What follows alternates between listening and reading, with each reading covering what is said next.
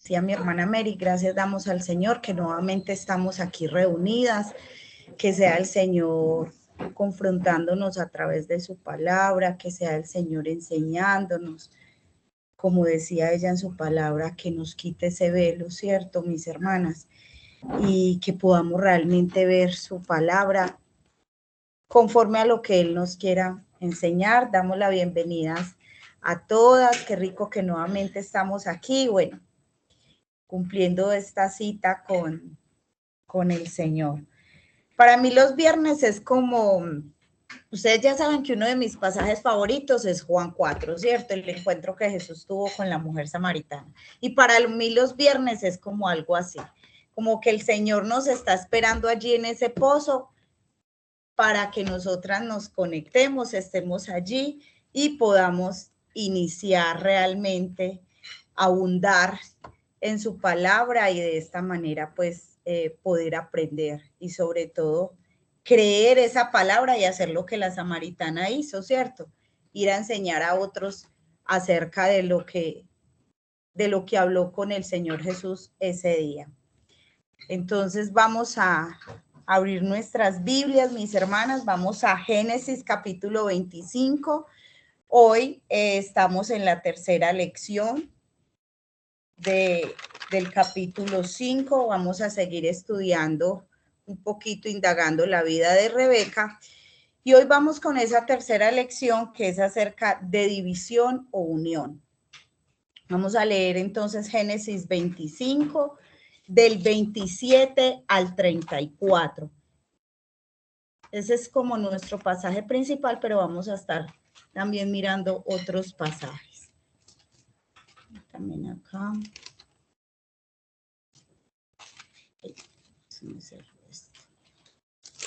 Quien lo pueda leer, lo haya encontrado, por favor, lo puede leer, si es tan amable.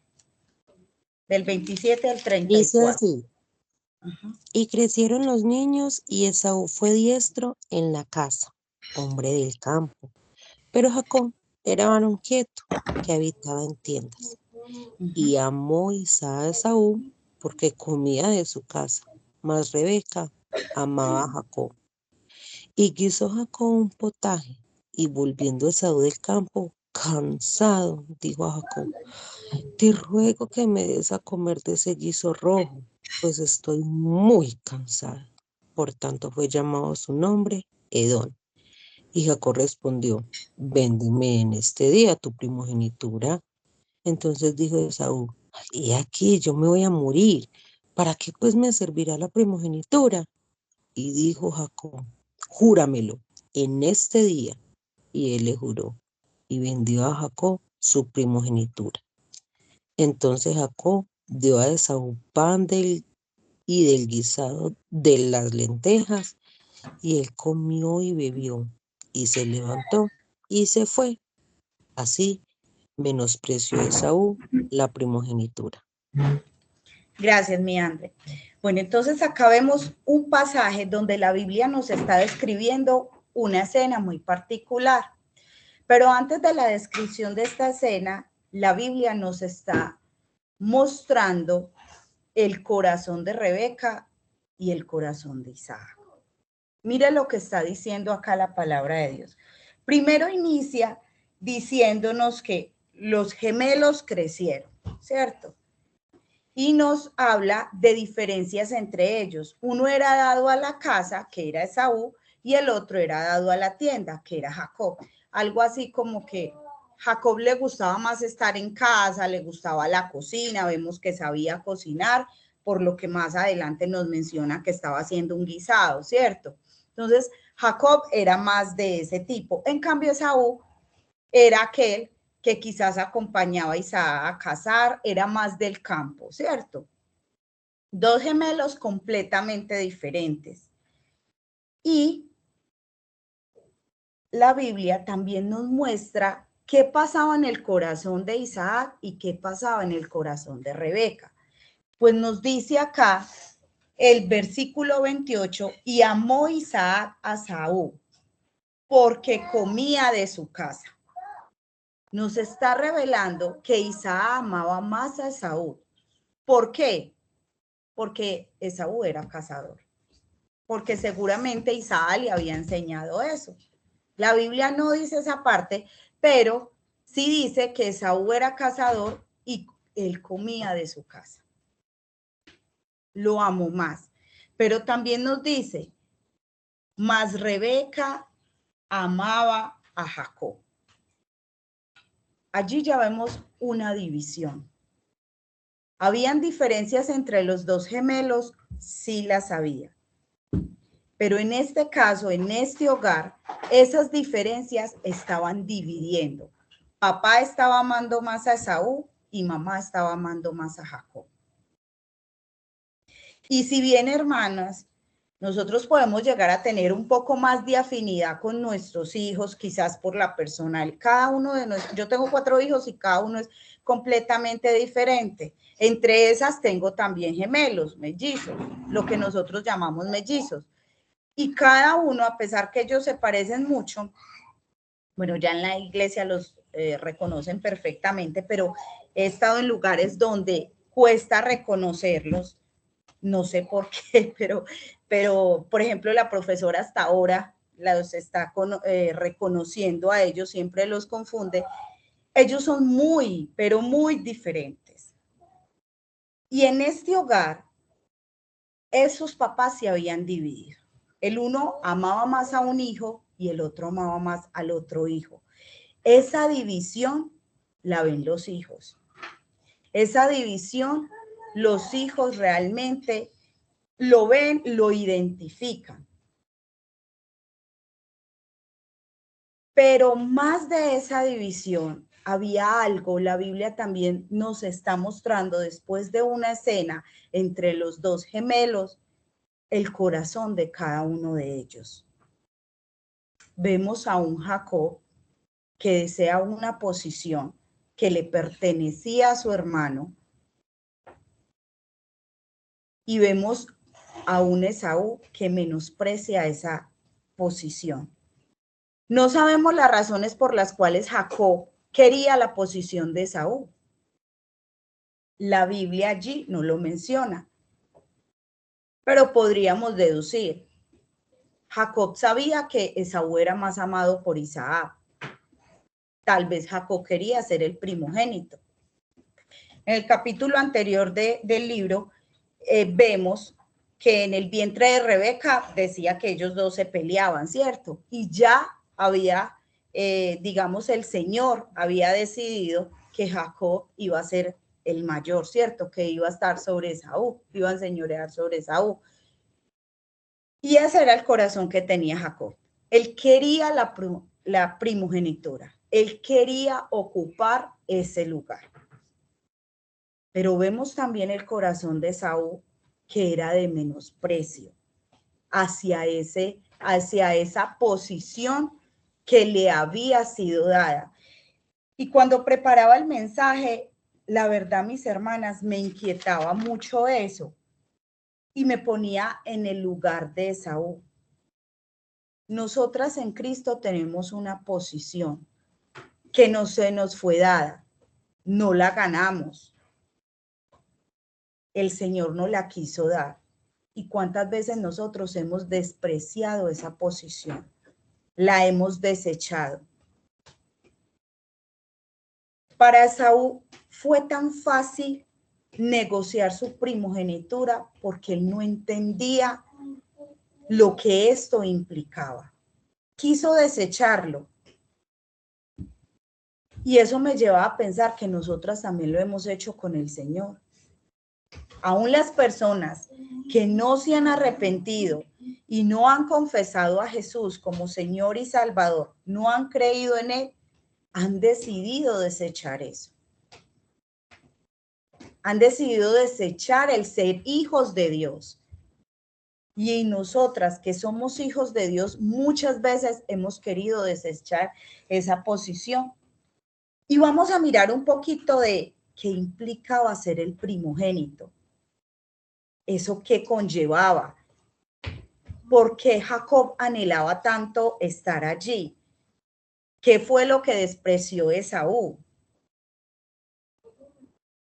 Y vemos, de acuerdo a lo que el Señor hizo con el pueblo de Israel, vemos que ser el primogénito significaba varias cosas. Entre esas, ser el líder. El primogénito iba a ser encargado de la familia en caso de que el padre no estuviera. Al primogénito se le iba a dar el sacerdocio de la familia. Esa palabra sacerdocio. Él era el encargado de ejercer ese sacerdocio, de mantener la unión familiar. Por lo tanto, a él se le daba la mayor parte de la herencia, porque eso tenía un objetivo. Era que no, si habían muchos hermanos que no se fueran a pelear entre todos la herencia, sino que le tocaba al primogénito la mayor parte. ¿Para qué? Con un objetivo, para conservar la unión familiar. El primogénito tenía que liderar y tratar de que esa herencia se multiplicara y de que a los demás no le faltara absolutamente nada. Compartir la herencia con la familia y mantenerlos completamente unidos. Preservar el nombre de la familia. El primogénito debía ser consagrado a Dios y guiar a los demás, al resto de familia, a lo mismo.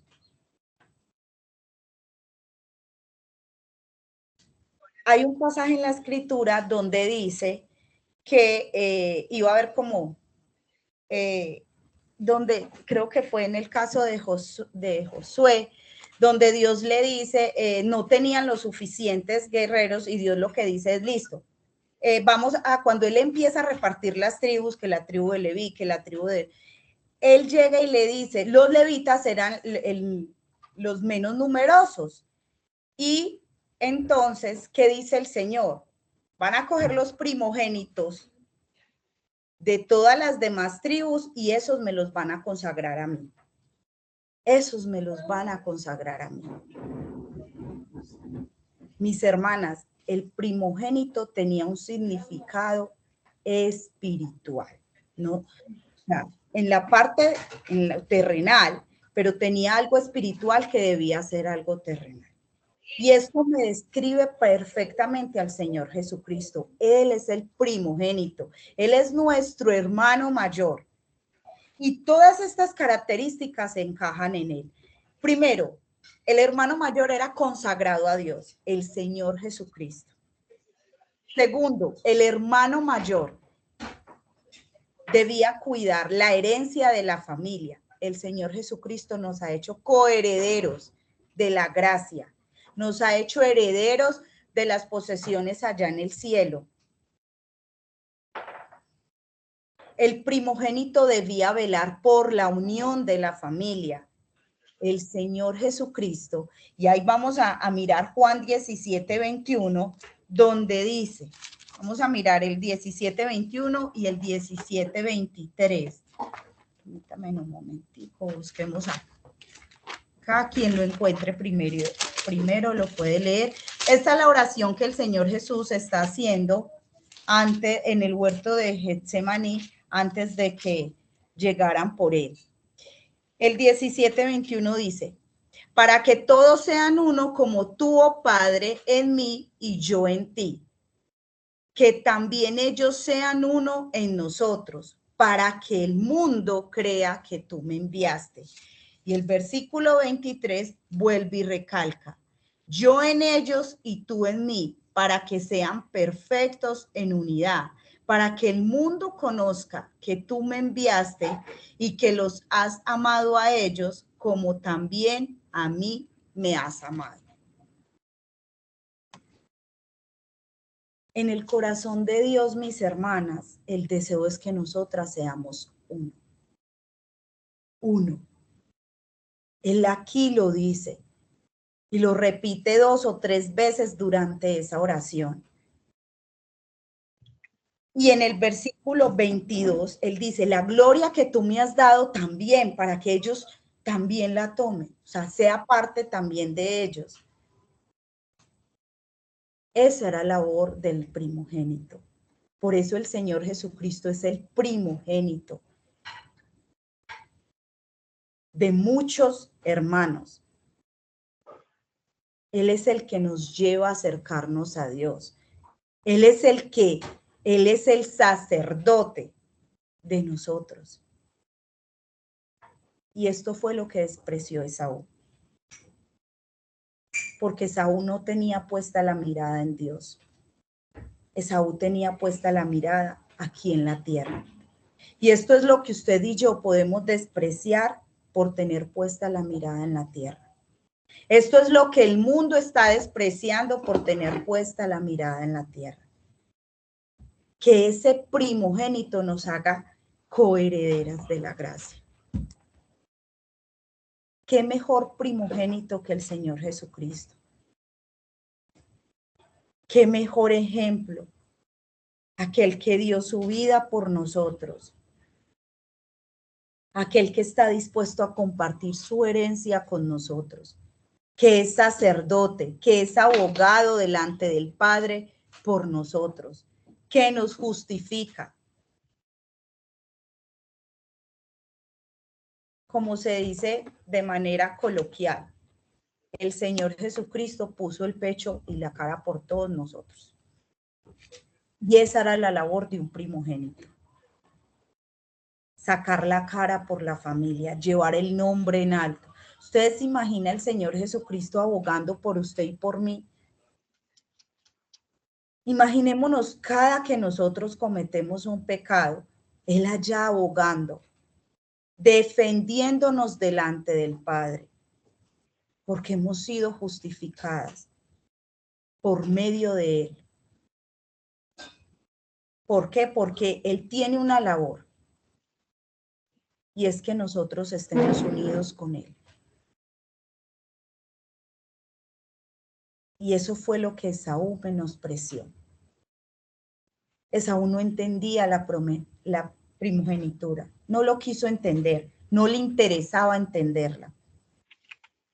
Por eso la cambió por un plato de lentejas, porque para él eso era poco. Y el versículo lo dice. Andrea lo leyó. He aquí pues, ¿para qué me servirá la primogenitura? Yo me voy a morir. ¿Para qué me sirve eso?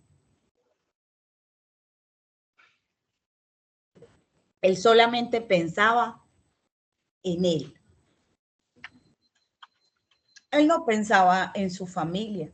Su único hermano ahí era Jacob. Él no le importaba eso. Yo me voy a morir.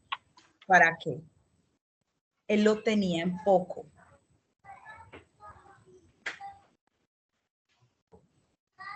¿Cuántas veces nosotras, hermanas, hemos tenido en poco lo que el Señor ha hecho? El mundo tiene en poco lo que el Señor Jesucristo ha hecho. Por eso debemos ser como esa samaritana. Ir a correr al pueblo sin importar, ya a ella no le importaba la vergüenza, salir a contar lo que el Señor Jesucristo había hecho. Decirle a otros, vengan al Mesías. Y acá la escritora del libro nos recalcaba algo. Vamos a Cristo, vamos a Cristo. Llevemos a otros a Cristo, llevemos a nuestros hijos a Cristo. Contémosle esto que estamos aprendiendo. El por qué el Señor Jesucristo fue el primogénito, la importancia de ser el primogénito, la labor que tiene el Señor Jesucristo, lo que Él quiere realmente con nosotros. Este favoritismo de Isaac y Rebeca creó en sus hijos una división. Las personalidades de ambos eran totalmente diferentes, pero no los llevó a unirse, sino por lo contrario, a dividirse. Jacob anhelaba el puesto de Esaú y Esaú no le importó. Esaú estaba despreciando a Dios, la posición que Dios le había dado.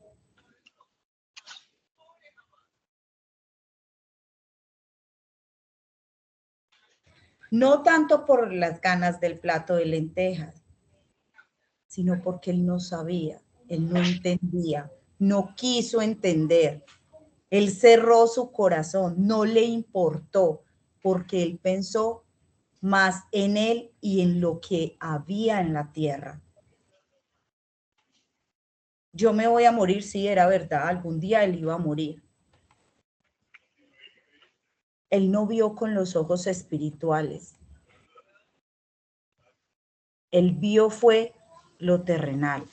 Y es lo que el Señor Jesús siempre nos invita a nosotras, a ver a través de sus ojos.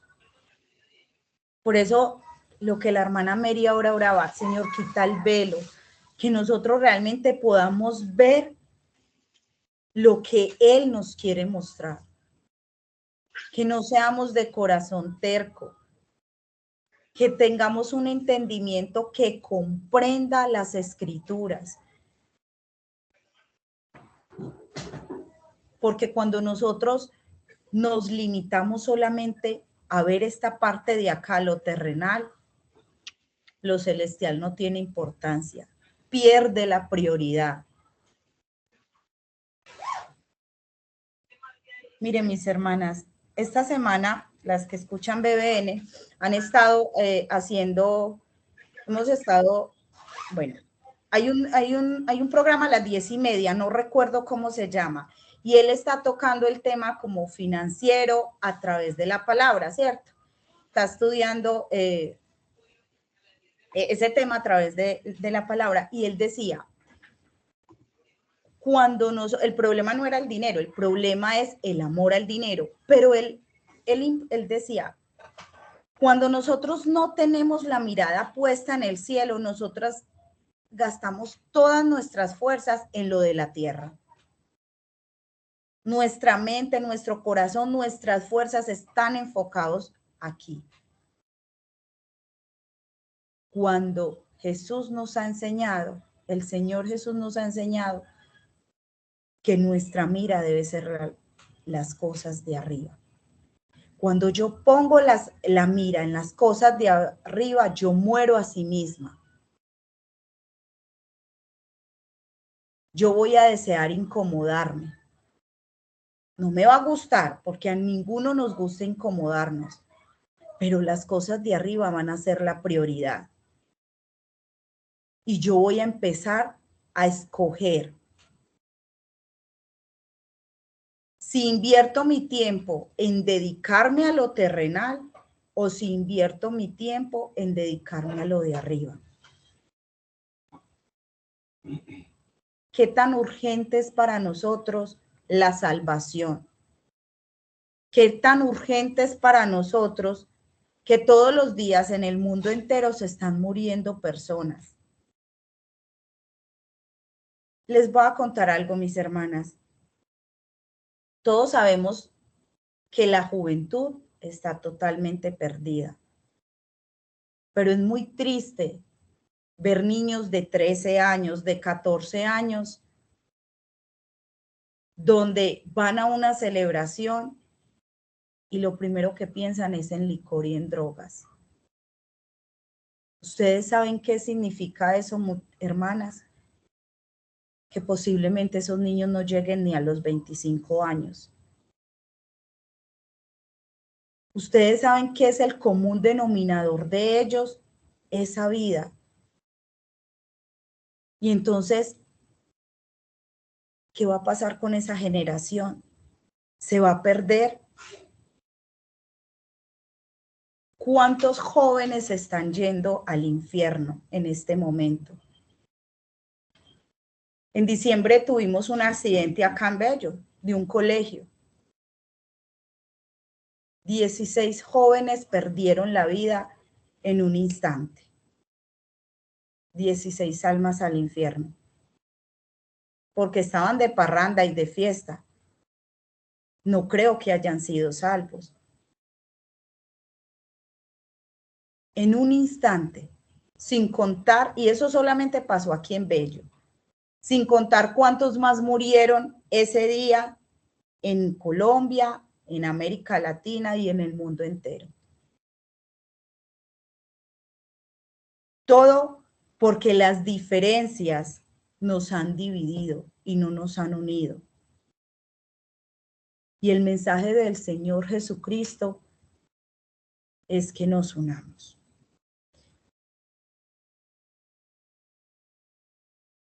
En Romanos 12, vamos a leer Romanos 12.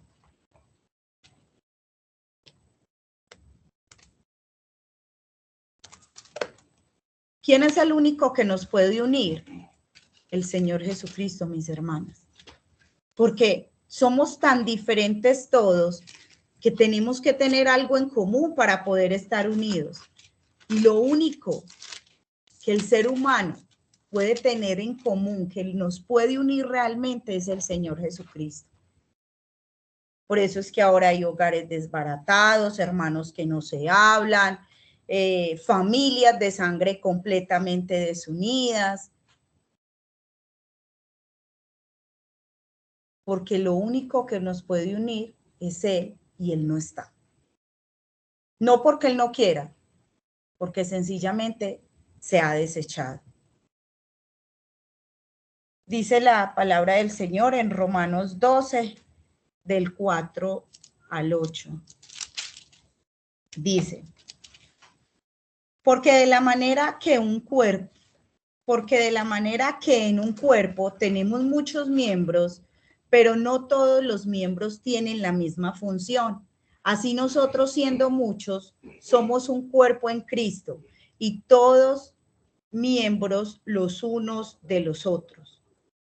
De manera que teniendo diferentes dones según la gracia que nos es dada, si el de profecía, úsese conforme a la medida de la fe, o si de servicio, en servir, o el que enseña en la enseñanza, el que exhorta en la exhortación, el que reparte con liberalidad, el que preside con solicitud, el que hace misericordia con alegría. Acá Pablo nos está describiendo que somos un cuerpo. Todos somos completamente diferentes. Ninguno va a ser igual al otro. Pero esas diferencias en Cristo nos unen, nos deben unir. Al pueblo de Dios lo debe unir. Podemos ser diferentes en muchas cosas, ojo, pero ¿qué nos va a unir? El Señor Jesucristo. Por eso Él insiste en que transformemos nuestra mente para tener la mente de Cristo. Eso es lo que nos va a unir. Finalmente todos vamos a llegar a pensar prácticamente lo mismo. Pero a pensarlo, ¿por qué? Porque tenemos la Biblia y porque creemos que la Biblia, la palabra de Dios, es verdad. Y todos debemos coincidir en la palabra de Dios.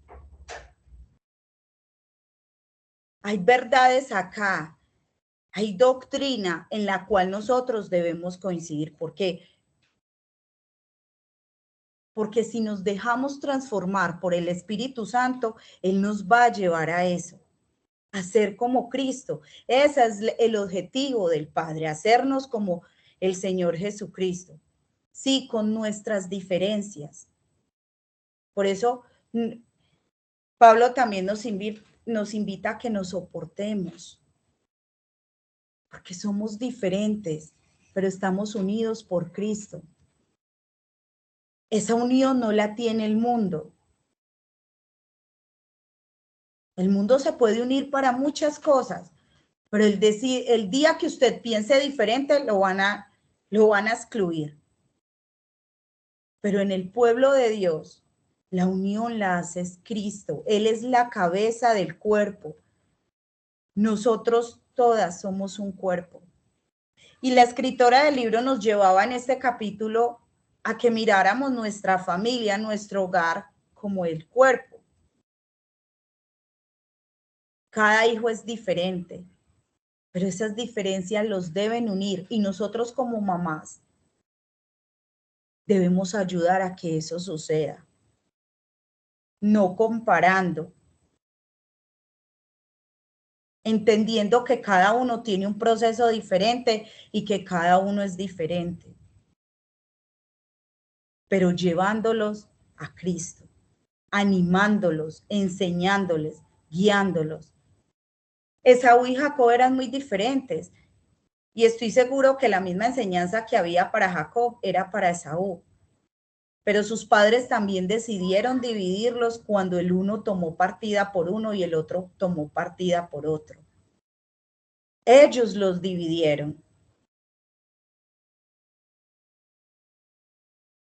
Tanto así que los primeros gemelos de la historia no fueron tan unidos como lo debe ser un par de gemelos. Es que ellos comparten absolutamente todo. Cuando uno tiene hijos mellizos, uno realmente ve que la conexión que hay entre ellos es demasiado fuerte. Es demasiado fuerte porque han estado juntos desde el inicio. Y nosotros como padres debemos perseverar a que eso se mantenga. Mis hermanas, algún día nosotras no vamos a estar. Nuestros hijos van a quedar solos. ¿Y qué va a pasar con eso? Nosotros debemos sembrar en ellos que permanezcan unidos, que el primogénito arrastre a los demás, que el primogénito sea ese sacerdote que los guíe a Dios, que el primogénito intente mantener la unión familiar. Y no solamente ese primogénito, sino que cada uno de ellos estén unidos, porque algún día papá y mamá no van a estar. ¿Y cuántos casos hay? Papá y mamá faltan y la familia se desbarató.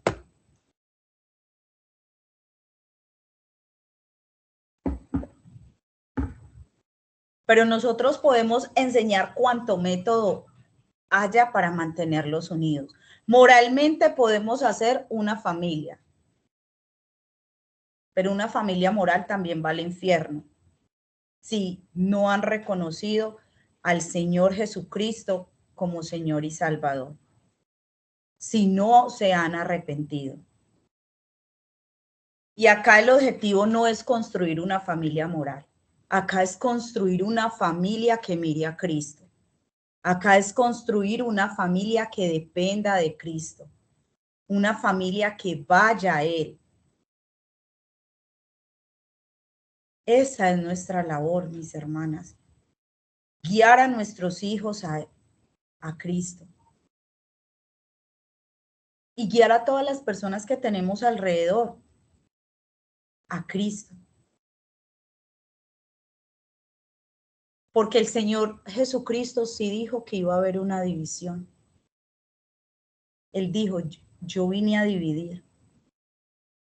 Él mismo va a unir, pero él mismo también va a dividir. Si yo tengo a Cristo, pero él no lo tiene, hay una división. Hay una división. Esa es la única división que debe haber entre nosotros. Cristo. De resto, mis hermanas, Cristo nos une. Sin importar las diferencias que tenemos. Hay un versículo en Mateo 12:25 que dice, todo reino dividido contra sí mismo es asolado, y toda casa dividida contra sí misma no permanece. Cuidemos la unión de nuestro hogar, mis hermanas.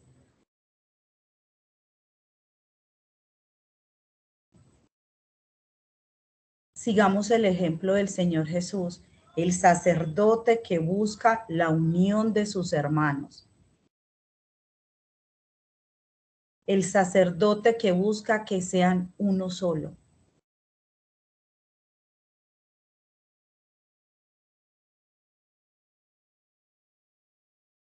Eso es lo que nosotros debemos buscar en nuestro hogar. Porque una casa dividida no permanece. No permanece, mis hermanas. Si papá y mamá están divididos, los hijos también lo van a estar, y lo estamos viendo aquí, en el hogar de Isaac y de Rebeca. Ambos tomaron partida por un hijo, y esto hizo que Jacob y Esaú siguieran divididos. Y después vemos más adelante que realmente Esaú se casa con cananeas, apartado del Señor.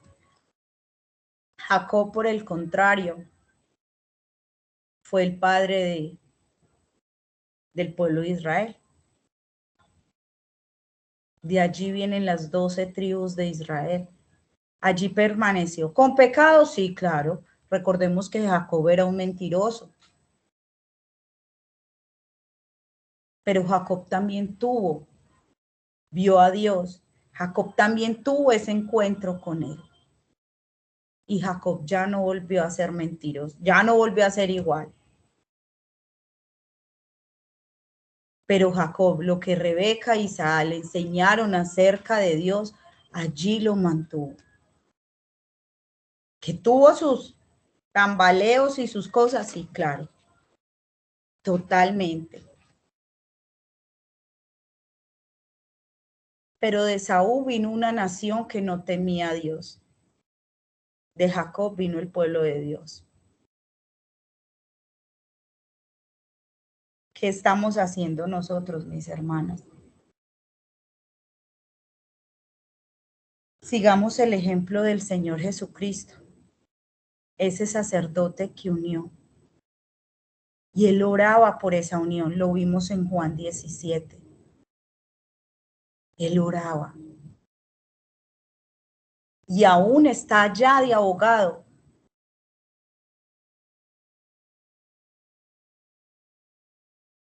También trabajando para que nosotros estemos unidos. Hagámoslo nosotros también. Llevemos nuestros hijos, enseñémosle. Si bien yo no tengo el poder de salvar a mis hijos, gracias a Dios, porque donde se nos fuera dado ese poder, también los hubiéramos condenado. El que tiene el poder de salvar, tiene el poder de condenar. Y ese poder solamente le pertenece al Señor. Y gracias a Dios que Él puede y Él tiene ese control. Pero mi deber es hacer la tarea. Mostrarles a Cristo, no solamente hablarles, sino mostrárselos. Vivir a Cristo para que ellos aprendan a vivir a Cristo. Y a Cristo se vive en lo cotidiano, en el hacer el almuerzo, lavar, ordenar la casa, estar pendiente de ellos. Cristo no solamente se vive en la iglesia cantando y orando. Cristo no solamente se vive aquí estudiando su palabra.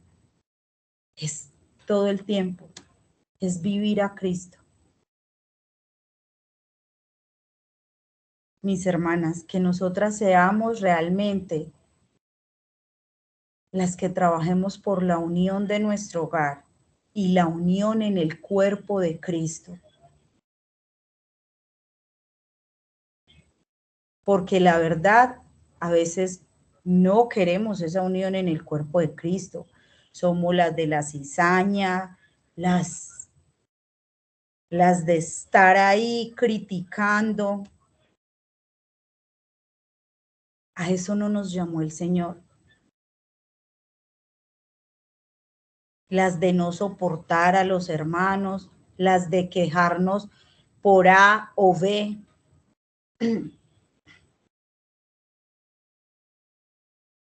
Jesús no nos llamó a eso. Nuestro deber es buscar esa unión, porque una casa dividida, un reino dividido, cae. Una casa dividida es asolada. No seamos nosotras las que dividamos nuestro hogar y la iglesia del Señor, el cuerpo del Señor, porque eso sí es grave. ser nosotras las que dividamos. Ojo con lo que hablamos. Ojo con lo que decimos, porque puedo estar causando división.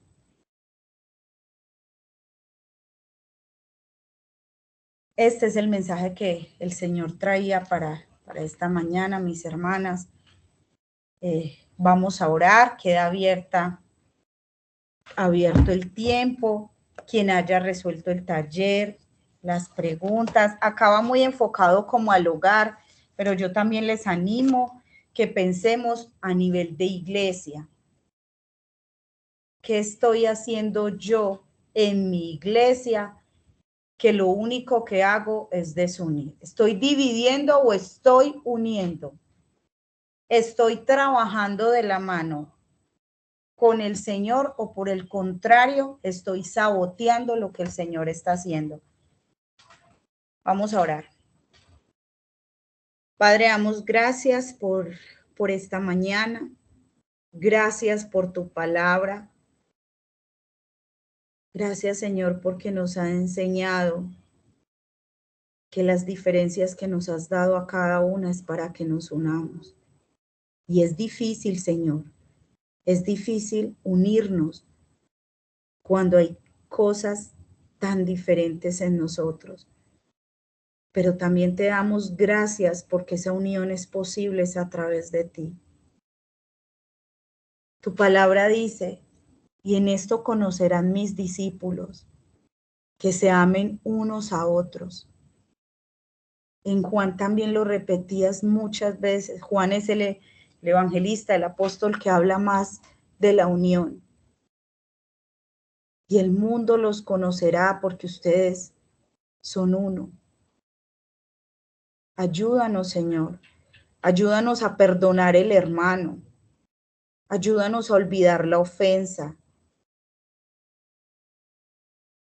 y a dar todo de nosotros para esa unión, para la unión con nuestro esposo, con nuestros hijos.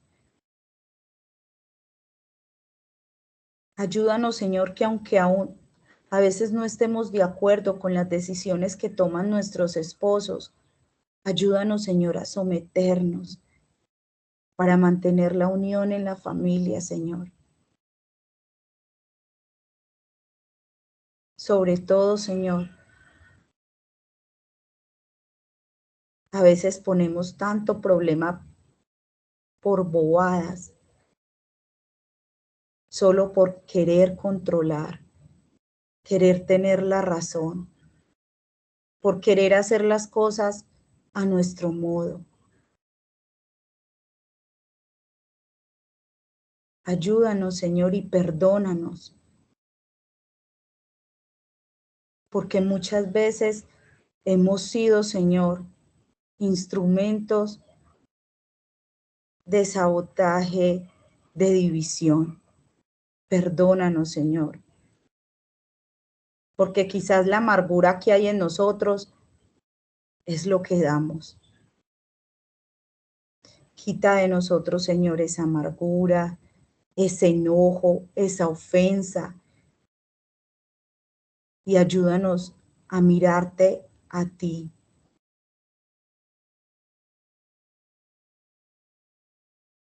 A dar paz a nuestros hogares, a dar bien a nuestros hogares.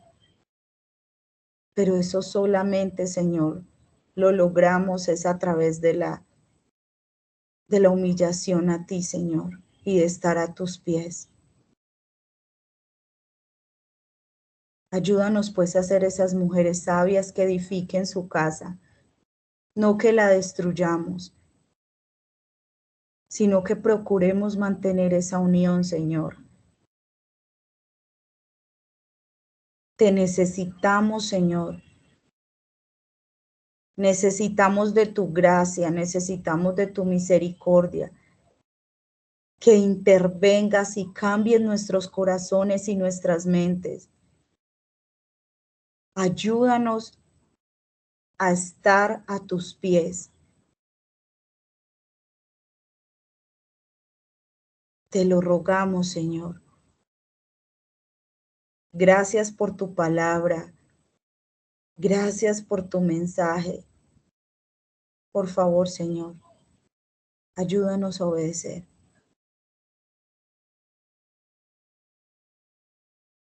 Te alabamos, Señor, que tu nombre sea exaltado y que siga siendo hoy conocido por más personas. Y hoy rogamos para que hoy todo aquel que escuche el Evangelio pueda ser salvo, Señor.